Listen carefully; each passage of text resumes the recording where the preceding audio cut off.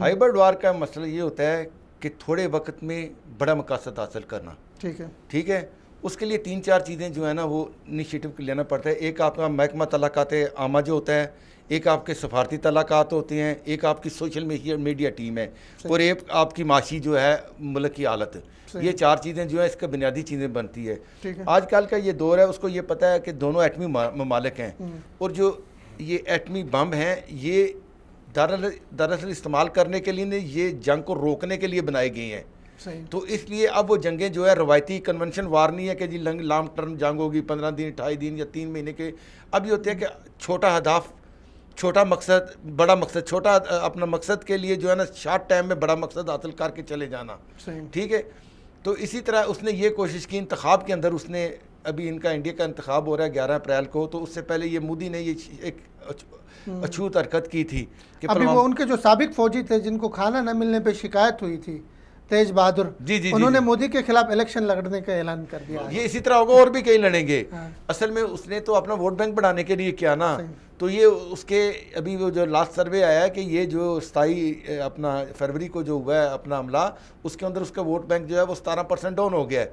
तो ये उसको डिसएडवांटेज हो गया असल में, जो मतलब ये कसीरुल जिहाद एक जंग है जिसको हम इस नाम से पुकारा हाइब्रिड के नाम से पुकारा जा रहा है। अब इसके लिए उसको ये जो जनरल साहब सैयद अताउस सैयद ने जो बात की है इंग्लैंड में बैठ के, उसने कोई ऐसे हवाई बात नहीं की, उसने ग्राउंड रियलिटी है। उसने ग्राउंड रियलिटी इसलिए की है कि उसने देखा कि पाकिस्तान पिछले 15 साल से अनदेखे दुश्मन के साथ मुकाबला कर रहा है। ये हमारा तो देखा हुआ दुश्मन है पाकिस्तान का, तो इंडिया तो देखा हुआ दुश्मन है, तो इसलिए पाकिस्तान को इंडिया इस पे मैंने गौर किया ना। देखिए अगर बात कर रहे हैं, उन्होंने ISPR की बात की, उन्होंने एक जुमला इस्तेमाल किया जनरल साहब ने, उन्होंने कहा इंडिया में ISI को तो सब जानते हैं, लेकिन ISPR ISI से भी खतरनाक है, ये कोई नहीं जानता है।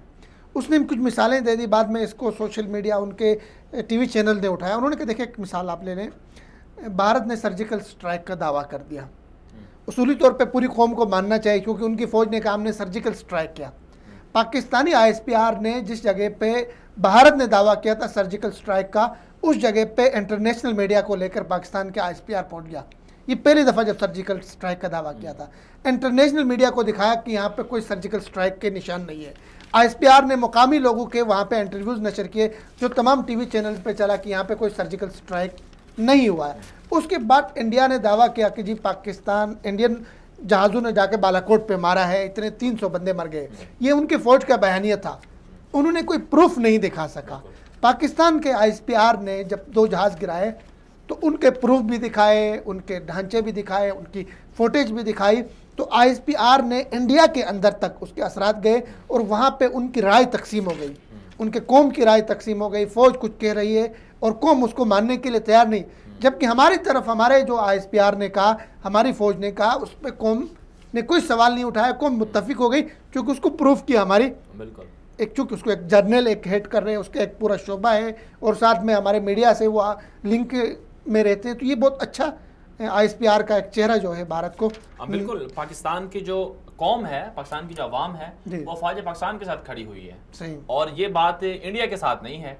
इंडिया के अंदर जो वहाँ की कौम है वो मुनक़सिम है, वो तकसीम है। यानी कि आप 22 से 25 करोड़ मुसलमानों को ले लें तो मुसलमान क्या इंडियन फ़ौज के साथ खड़े हुए हैं। उनको पता है कि यही फौजी जो हैं जब हम पर हिंदू इंतहा पसंद जुल्म करते हैं तो ये फौज हमें नहीं बचाती है, तो वो किस तरह से उनका साथ देगी। जो सिख वहां पर बसते हैं तो सिख क्या अपनी फौज के साथ खड़े हुए हैं। सिखों को पता है कि हम पर कितने जुल्म होते हैं, हमारा जो हुकूक है, हमारी जो आज़ादी की तहरीक है उसको ये लोग दबाए हुए हैं। और फिर सिखों को यही पता है कि करतारपुर खोला गया और ये यही फौज है, यही हुकूमत है जो हमें दबा रही है। तो यानी कहने का मतलब ये है कि अगर 1 अरब 20-25 करोड़ इंडियन लोग हैं तो वो सारी की सारी अपनी उसके साथ फौज के साथ नहीं खड़ी है। इसके मुकाबले में पाकिस्तान के अंदर जब कभी ऐसा वाकया होता है तो पाकिस्तान के तमाम सियासी पार्टियां बावजूद इसके लेकिन यहाँ पे उन लिबरल्स के लिए भी एक पैगाम है जो कहते थे जी ISPR तराने जारी करता रहता है, ISPR ये करता है वो करता है, ये जज्बा अपने कौम को मुत्तहिद रखने के लिए दुश्मन ने तारीफ किया ISPR के किरदार की, उसके प्रोफेशनलिज्म की। तो यहाँ पे साथ साथ हमारे जो मीडिया की जिम्मेदारी जंग में बनती है, बड़ी अहम जिम्मेदारी, जिस तरह भट्ट साहब ने भी वाज़ेह किया कि इसमें एक जो है एक शोबा है जिसको हम कहते हैं जी साइबर जंग, और इसमें लड़ी जाती है। तो इसमें हर पाकिस्तानी को फौज का सिपाही बनना होगा, हर पाकिस्तानी को। बिल्कुल, कुछ लोग हैं जो पाकिस्तानी कौम को सोशल मीडिया के प्लेटफॉर्म पर डिट्रैक्ट करने की कोशिश कर रहे हैं। और ये बिल्कुल ठीक बात है। जो हाइब्रिड वॉर है, ये जो 5th जनरेशन वॉर है, इसका मतलब ये है कि आपने घर में बैठकर अपने मोबाइल से और अपने टीवी चैनल के रिमोट से आपने जंग लड़नी है। ये है असल इसका खुलासा 5th वॉर जनरेशन का, कि लोगों के जहन को आपने कैसे कंट्रोल करना है। तो सोशल मीडिया पर कुछ लोग हैं, सेकुलर लॉबीज हैं और इंडिया की तरफ से लोग बिठाए हुए हैं जो अपने आप को पाकिस्तानी शो करके पाकिस्तान के अफवाद के खिलाफ बकवासात करते हैं। ऐसे लोग हैं जो इस तरह की बातें करते हैं, कौम को तकसीम करने की बातें करते हैं, जो कहते हैं कि हर चीज में फौज का कसूर है, जो कहते हैं हर चीज में फौज को इन्वॉल्व करते हैं। तो भाई लेकिन साबित हो गया इंडियन जर्नल की तारीफ से कि जी हमने उनके जर्नलों को पढ़ाया आगे।